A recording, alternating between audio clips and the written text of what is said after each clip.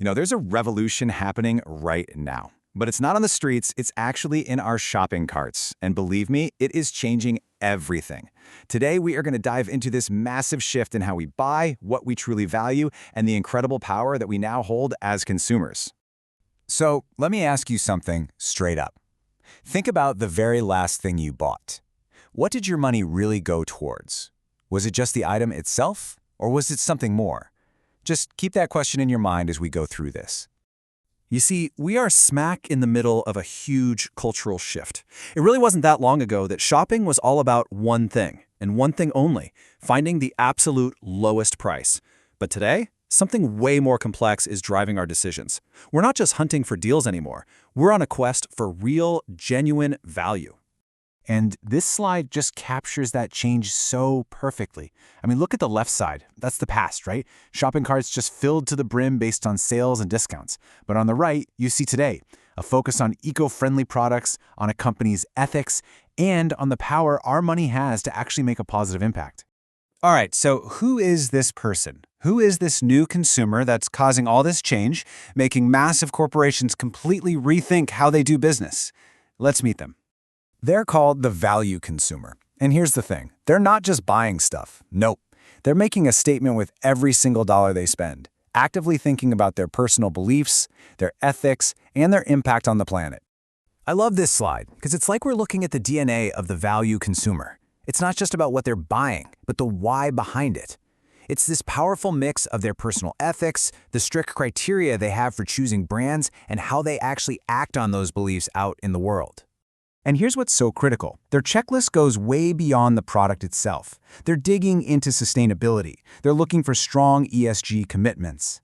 There's actually a fantastic Korean word for this, gashimbi, which basically means heartfelt satisfaction. It's all about that good feeling you get from a purchase, not just a good deal. It's the total opposite of the old way of thinking, gasungbi, which was only about price versus performance. And they are definitely not just passive shoppers. Oh no. They are active participants.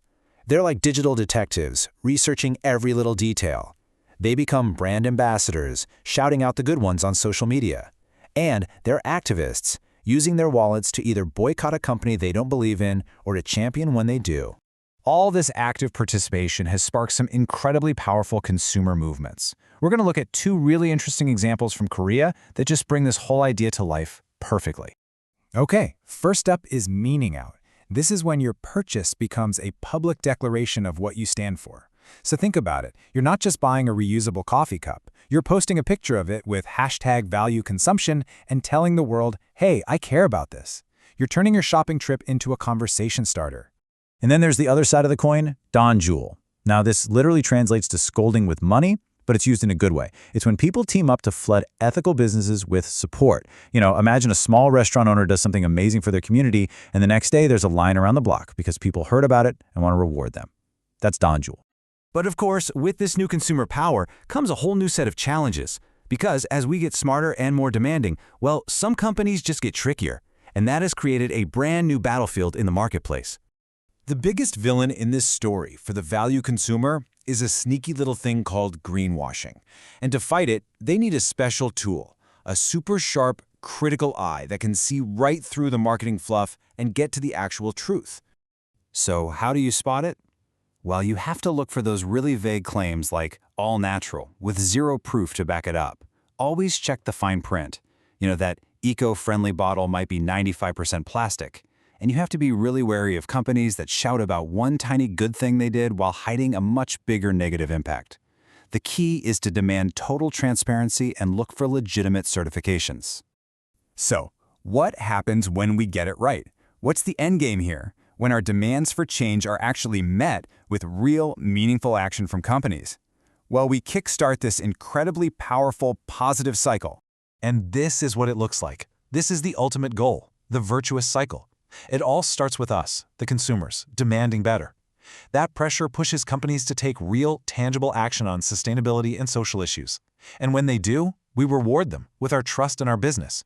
It creates a system where everybody wins. So here's the bottom line. This is not about charity anymore. This is business. We, the consumers, are officially in the driver's seat now.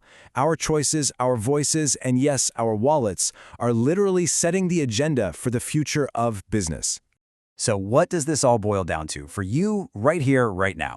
It means you have so much more power than you probably think. The power to create change is right there in your hands. Your wallet is your ballot. Every single time you buy something, you are casting a vote for the kind of world you want to live in. So next time you're at the checkout, just ask yourself, what kind of world am I voting for today? The choice is always yours.